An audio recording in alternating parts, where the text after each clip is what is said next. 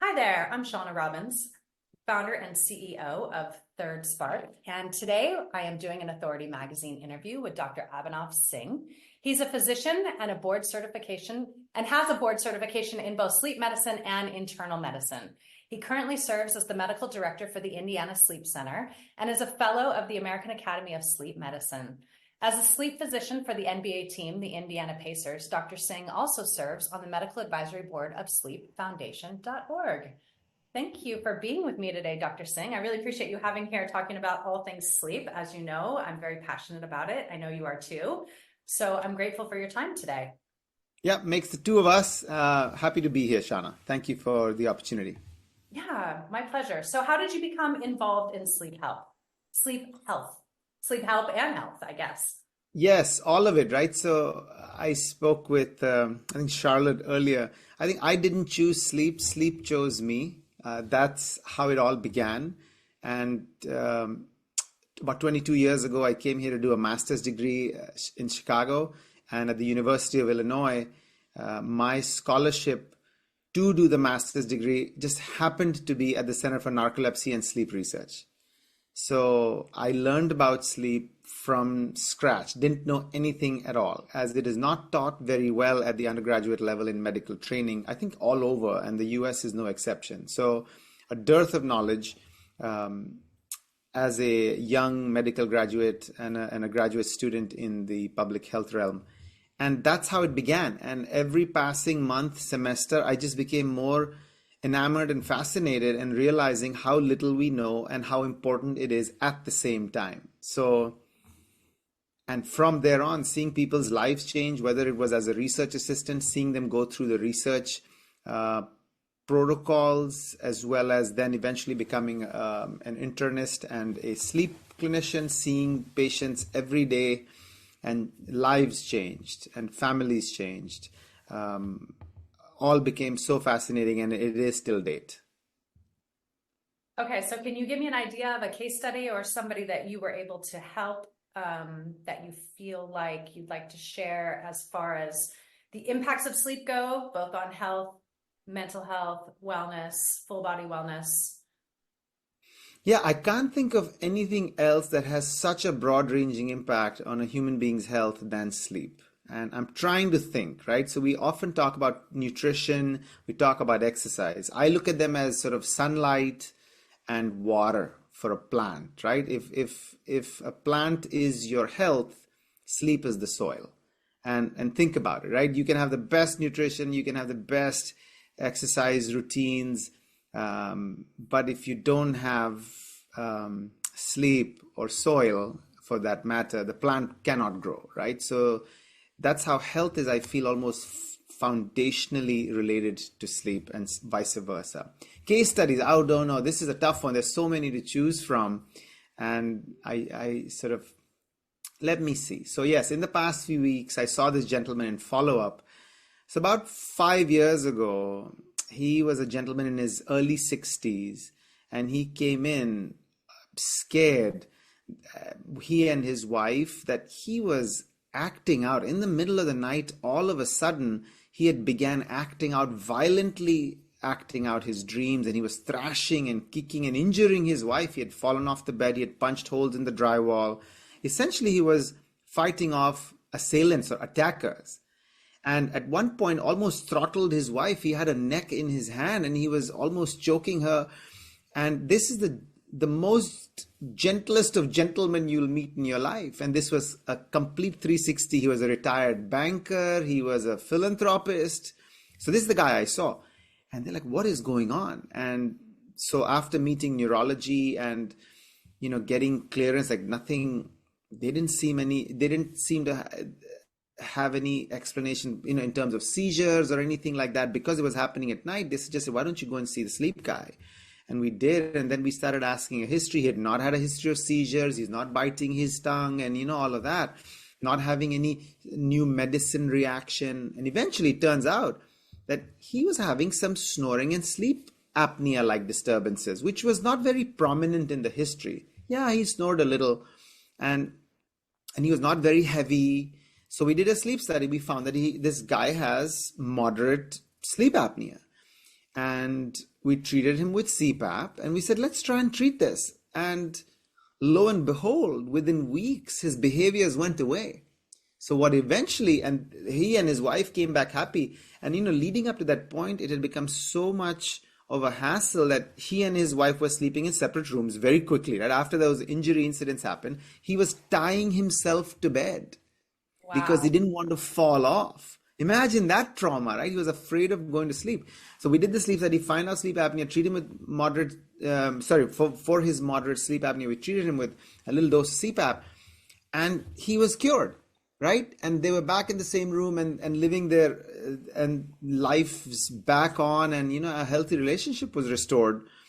And you wonder, he was not a heavy guy. And the learning point in this was that, every person with obstructive sleep apnea, which is a very common sleep problem, which often people visualize as a heavy guy, big neck, loud snorer, rattling the roof, waking the neighbors up, choking, gasping, falling asleep in your face, 20-inch neck. He was none of that, right? So he was fine in the day, not very sleepy. He was a normal build, maybe 10 pounds overweight. That's it. And not snoring very loudly, but he was still having brainwave disruptions, or what we call sleep fragmentations, which was enough to set off his parasomnias. So this was a case of secondary parasomnias because of, obstructive sleep apnea. And there it was. So do not lose sight of that was important. And till date, he and his wife send me, thank yous. Yeah, I think that the amount of people in the United States that deal with unresolved sleep apnea is a huge number. I interviewed another doctor who said he thinks between 30 and 40 million Americans have undiagnosed sleep apnea. So is that usually what you see in your clinic? Is that mainly what you see people struggling with when it comes to their sleep? So, three parts to your answer. Correct. So, the three reasons why people come see me in the sleep clinic as a sleep physician would be some flavor of, let's say, sleep apnea. It will be some flavor of insomnia, and it'll be some flavor of excessive sleepiness. Will be one of these three ways of presenting, right? So, I'm sleepy in the day, I can't sleep at night, and yes, I have some sleep apnea. It could be one of the three combinations of this. And you're right. I feel it's, yeah, almost a fifth or a sixth of the population may have some element of sleep apnea. Only a fifth or sixth are actually treated. And of those who are diagnosed and treated, only a fifth or sixth are kind of doing well, rather well treated. So there's a huge gap. And we need to address this as an entire community. I think that that's such an important piece that you bring up. So how do you think would be the best way to address it besides just educating physicians more about sleep? Do you feel like there's sleep technology that's on the market that you think might be helpful for consumers to be able to access this information about themselves, whether or not they're breathing while they're sleeping or not properly? Yes, yes, and yes. So awareness is the most important thing. And I started teaching med students about 6 years ago because they don't get any of this. So I offered an elective sleep medicine rotation. First time, I've not heard of many other med schools who offer an elective to at the med student level. So fourth year med students hang with me for a month in clinic doing a rotation and start to learn the magic of this. And they go on to do their residencies, and they go on and, keeping the seed in their brain, in their young sort of minds. And they remember this, and they still text me till date, whatever specialty they're doing. So I think the key is what I call 360 degrees of awareness. So we sort of coined this term, me and my, colleagues and my and students. The idea was to teach as many as you can, and they go on and teach as many as they can. No matter who you are, whether you're a medical assistant, nurse practitioner, med student, resident, patient spouse, whoever you are, you have to go away learning something more than, oh, he fixed my problem. Thank you. I believe in that. So I always try to invest the extra time in educating these people of what this is, why are we doing this, how does it impact you, your family, and then make it a dinner table conversation. Be that advertisement, walking, talking advertisement board for sleep awareness is what I've educated. And that's how you'll do this. Because remember, there are about 12,000 primary care docs that graduate every year. And there are only 160 sleep docs that graduate every year from the entire nation. You just told me 50 million, right? People Wow. undiagnosed. Right. So you have just that many professionals taking care of these. Very little. Second, the technologies that are evolving are very, very helpful. They may not be fully accurate yet, but boy, in the next 10 years, they will definitely give us actionable signals. So a watch, a spouse, an app will tell you, hey, Shawna, hey, Abhinav, your sleep is consistently not optimal. And we are sensing that, there is breathing pattern disruptions, there may be oxygen fluctuations, your quality of sleep is disrupted. Say something. So all of us are becoming so used to wearables around us and nearables. And so I think there is a huge opportunity for those to fill a gap and start a conversation. I'm not saying they're going to help you right away diagnose and solve stuff, but at least raise awareness. And that's key. Do you feel that sleep apnea expresses itself similarly in men and women, or are women experiencing something different? I know you talk about the overweight man with the large neck and the snoring, but what about women? What does it look like for women? Oh, clearly there's a difference. There are papers written on this, the gender differences between men and women when it comes to obstructive sleep apnea. Women may not be as heavy as men as easily as we know. This is a statistic, right? So men get heavier more than women. B, women may not have as severe indices as measured by conventional severity measurements. So they may have more impact at a lower index. That's the second thing. Third thing, we also know that women will often have other associated problems more commonly with sleep apnea than men do. For example, women will not say that they snore super loud or have choking, gasping, spells and they wake themselves up as often as the men will. But women will say things like this. Oh, how do you sleep, Shawna? Not too well. Oh, I have insomnia. Oh, I get up a lot. I toss and turn a lot. It's not very sound. Oh, I'm tired in the day. I'm irritable in the day. And then you take somebody like Shawna and somebody like Abhinav Singh who says, oh, I snore, I choke, I gasp, I'm sleepy. And you put them both in the lab. Their numbers look very similar. And you wonder, like, wait a minute. Here is one individual who says tired more than sleepy. Here is another the male says, oh, I'm sleepy. And that's the big difference. And then the numbers look very similar in the lab tests. And then they get treated and therefore they often get mislabeled as, oh, you're anxious, you're depressed, you may have a mood disorder. That's what it looks like in a woman more than sleep apnea. So they get delayed, they get missed. And I feel they get underdiagnosed way more commonly than men do. I would have to agree with you on that. Definitely from the amount of women that I've worked with and coached with the last 6 years, undiagnosed sleep apnea has been one of the biggest key factors that I've seen, not just hormone changes, but also sleep apnea, especially as they age and get older. I have women in their 70s and 80s that I coach, and I mean, 9 times out of 10, there's some sort of undiagnosed sleep apnea that's happening with them if they're not sleeping more than 3 hours a night. So I think that's great that you bring that up, because there are so many differences between men and women that aren't necessarily recognized within the medical community. So it's great to have a conversation about that, just for women to empower themselves to get the data and then find doctors that, will take a look at it and give them the sleep studies and, give them, is CPAP really the best thing that you recommend for dealing with sleep apnea at night? So positive airway pressure or PAP therapy is the gold standard, and it is able to address all severities of sleep apnea, from all the way from snoring to mild, moderate, and severe. Remember, CPAP was discovered in 1981 and commercially available since the late 80s, right? So now that's how long it's been around. People get surprised when you hear that.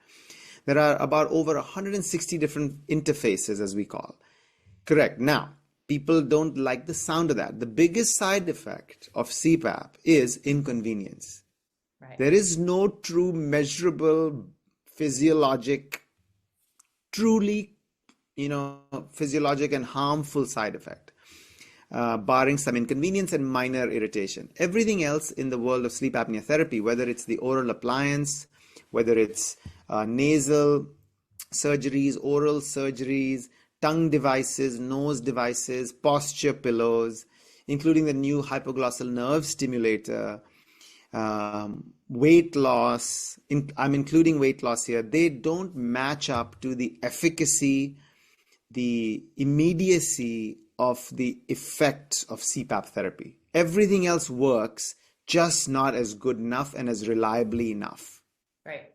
Right. And so there are options, and you must speak with your, sleep physician or sleep clinician who looks after you to see what may be the best path for you. But you are right when you say that CPAP is the most reliable option. And it takes a while. I urge listeners to be patient, go through options. It's not the one giant full face mask that everybody thinks it is. The machines are small. Technology is 43 years old, and it's evolving and getting better and better. Good, good. Well, that's great to hear. I'm sure the listeners will be happy to hear that. Okay, so in your article for Authority Magazine, you mentioned the top 5 things that people can do to sleep better, and you use the acronym DREAM. So could you sort of walk us through that and what that means? Yeah, so the DREAM acronym, it just was born sort of rather in a quick conversation that I was giving, you won't believe, to a group of children, right? So it came out of kids. I was speaking at my daughter's school. So these are 6th graders, and they're listening, right? And they're keen, they're sharp, and they said, so does sleep make sort of all our dreams come true? And so this was sort of a tongue-in-cheek question by this young kid. And I said, wait a minute. I said, no. And then they all were shocked. I said, no, sleep is the dream that you live every day. And they said, oh, how? And that's how we sort of summed up the functions of sleep. That's how that became. So the DREAM acronym is basically D for detoxifying the brain, right? So we know that during sleep, a lot of brain neural connections are cleaned up, shaved, the toxic products from the brain is removed. The R is for restoring, physical energy. So your tired muscles, your tissues all get restored. The E is for elevation of mood and emotional balance, because if you don't sleep well, you're angrier the next day. We know this. This is a great paper that multiple papers have come out that say, the grudge, the anger, the irritability remains for longer if you don't sleep well. And if you slept enough, you actually are able to resolve these negative emotions and through the complete sleep cycles. They think that the REM sleep has something to do with this, and that happens in the last 2 hours of your night. So majority of your REM sleep is concentrated in the last 2 hours of your sleep. And if you cut sleep, guess what you're losing? Those last 1 or 2 hours, then you've lost majority of your REM sleep. So don't do that. Then the acronym, the letter A was for accelerating healing and recovery. So athletes, I work with some athletes, and they need probably more sleep because they push their bodies harder. So immunity and recovery is important. And the letter M was for maximizing daytime performance.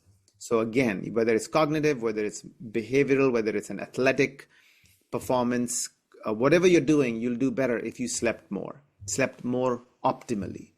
And then the tips, we talk about tips I feel is maybe an undermining of the importance of how we should look at this. And if you're looking for that, then the big thing is routine, right? Routine, find a routine that works for you. And we are all made of routines, rhythms. So find your routine, find your rhythm, have that 1 hour of wind down. I can't emphasize enough. Carry this with you. If you're traveling, for an hour before, get rid of screens, get rid of that stimulation, do some stretching, a little journaling, a breathing routine, right? Maybe a relaxing board game, a relaxing walk, but do it over and over. Make it Pavlovian, so like, remember that, the bell, the food, the scientist calling out the dog's name. Every time he did the same order of things, and you almost, practice makes perfect. It's easy to teach this to the athletes because they recognize the power of routine. And, and that's probably my biggest takeaway. Like, the routines are so important. Everything else is sort of easier to understand, but people undervalue routines. Like, sleeping similar times, light exposure in the daytime is a hidden nugget that nobody values. You don't think about sleep like that. What does sunlight have to do with sleep? Oh my God, it's your circadian charger. So it's your circadian rhythm charging, battery pack. So get out there if you can, especially before noon, 11, 9, 10, 11 a.m.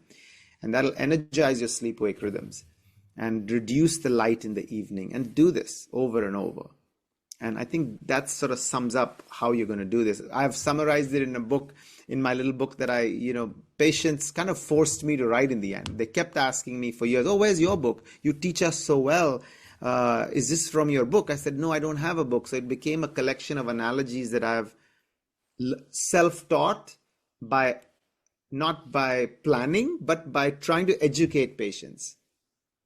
And so the analogies were born out of these patient interactions for the last decade and change. So I said, okay, then might as well make a greatest hits compilation out of this. And therefore it became a book, Sleep to Heal. And we call it the Singh's foreplay of shower, journal, read, breathe. If you're looking for a routine, you do it again, a 10-minute shower, journal thoughts in your head, plan the tomorrow, read and then breathe. So when you do these things over and over and over, you almost train yourself. It's like a Coke can. You see a soda can and you see somebody reaching for the can. You almost hear the sound of the fizz because you know that's what's going to happen. Of course. Right? Right. Because you have these worn neural pathways of what to expect, right? You got it. So, okay. So I like those 4 things that you just listed. I'm curious what kind of breathing you think works best. Any. So pick a routine. There are 4, 7, 8, 4, 5, 6. So there's an in count. And make your exhale longer than your inhale. That's all I say. So it sort of slow things down, So you count 4 counts in, you hold for a couple, 3 counts, and you count 5, 6 counts out. So pick a number. 4, 7, 8 is a number that goes around. 4, 5, 6, it goes around. And what you're doing is nothing magical. Is you're putting your mind onto a very slow and a relaxing activity, which is your breathing, right? So your mind can only be in one place at a time. You can have 10 sequential thoughts in 10 seconds, but they have to be sequential. You can't have parallel thoughts. At the same time, you cannot be in 2 places at the same time. That's the beauty of the neuronal firing. Therefore, if you practice being in one place, which is your breathing, then you cannot allow the other thoughts to engage with you. They'll pass by, but you'll be constantly breathing. It's like you're looking at a flower, but the rest of the traffic is flowing by. So put your mind on one place, and that's how sleep will find you. Nobody sleeps better by trying harder to sleep. Yes. They sleep better by trying less. It's the paradox, the magical paradox of sleep. Haven't you found that in your sort of folks you've helped? Absolutely. And with the clients that I work with that wake up at 3 or 4 in the morning, the number one thing they can do is focus on their breathing to get back to sleep. Right. And not checking the clock in the middle of the night. Nobody beat the clock for sleep. Phone, or their phone. Their computer, or reading a book. It's just lay there, work on your breathing. Before you know it, you'll be back to sleep. Yeah. I love the invention of audiobooks. The audiobooks are a great invention. There are some comfortable sleep earbuds, some, relaxing podcasts, nothing aggravating. Some of those tools are modern technologies which actually can help a little for folks whose mind tends to wander and then tend to worry a little. This is wonderful to do that. Rather than don't fold the laundry, don't do the dishes, don't pack stuff, don't answer emails and be that trophy winner at 4 a.m. Oh my God, Shawna answered her 4 a.m. email. Like, no, don't do that. That's not a trophy. No, I have no need to win that trophy. Believe me. Great. But you're right. A lot of people do. In fact, in my life, my father actually was diagnosed with Alzheimer's disease at the age of 62. And part of the reason why we had no family history of Alzheimer's, but part of the reason was that he would wake up at 3 o'clock in the morning and answer emails and be unable to get back to sleep because his mind would be on, the blue light would be on, he'd be awake. And so, but I do think that there was this thought in his head that he was winning a trophy, right? This was the right thing to be doing. So I think changing that narrative as our community, as our world, as our society is really important. This whole, like, I'll sleep when I'm dead thing. That I hear people say, it's like, well, you will die faster if you don't sleep. So you're sort of creating your own reality with that. So why not just sleep 7 to 8 hours straight and live a long life with a beautiful quality of life with your family and friends? Yes, you said it. The quality is the key word, right? So yeah, Bon Jovi, I think, has a song. Love Bon Jovi, nothing against him. I think they have a song called Live When I'm Alive, I'll Sleep When I'm Dead, right? So that was the culture in the 70s, 80s, now all the way up to now, right? So this whole idea of trophy, handing out to folks who sleep less. No, no, no, no, no, no. We've got to change that. You're absolutely right. You're on a fast pass to a shorter life if you don't Absolutely. sleep enough. 100%. I love that you say that. I especially see it with women too. There's a lot of competition over whose babies don't sleep. It's a lot of who's working late hours, who's working two jobs. Women are sort of in this like carrying the burden of everything, and they do talk a lot about how they don't sleep at night. And it does for a while, I think, especially when your kids are young, becomes a badge of honor. And now I think it's just everyone sees it for the punishment that it is. Sleep deprivation is just sheer punishment. So, I do really appreciate you coming on here and talking to me so that we can have these conversations, educate people and motivate them and encourage them to get the data that they need, to get the sleep tests that they need, to find a sleep clinic. How can people find you? How can they reach you and follow you? Well, so I live in Indiana and Indianapolis. So if they want to, find a way, if they are in the area, they're welcome to come to clinic to see me. Um, I am on a national panel for a group called Second MD. So it's a second opinion panel where many insurance plans will contract with the company Second MD, and they have free on the part of the subscribers or patients or people. If they have an insurance plan tie up with Second MD, they can actually find me and say, hey, I need an opinion on my sleep. Can I reach Dr. Singh? So wherever they are, we do this telemedicine through this panel called Second MD. So that's another way. And if they want to seek me out for an educational chat, my website, sleepvigilante.com.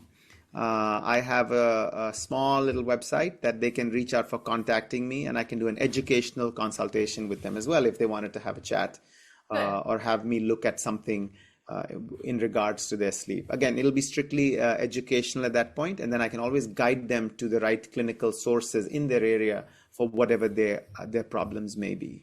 Perfect. And then how can they find your book? Is it on your website or where is it located? On Amazon? Yes, so Sleep to Heal. Thank you for that. It is on my website. It is on Amazon. Everywhere or anywhere they buy books, Barnes and Noble, Target, Walmart, all of them have graciously stocked the book, and it's available for everybody to read. Ah, fantastic. Well, thank you, Dr. Singh. I really appreciate you joining me today. It's a pleasure. Thank you.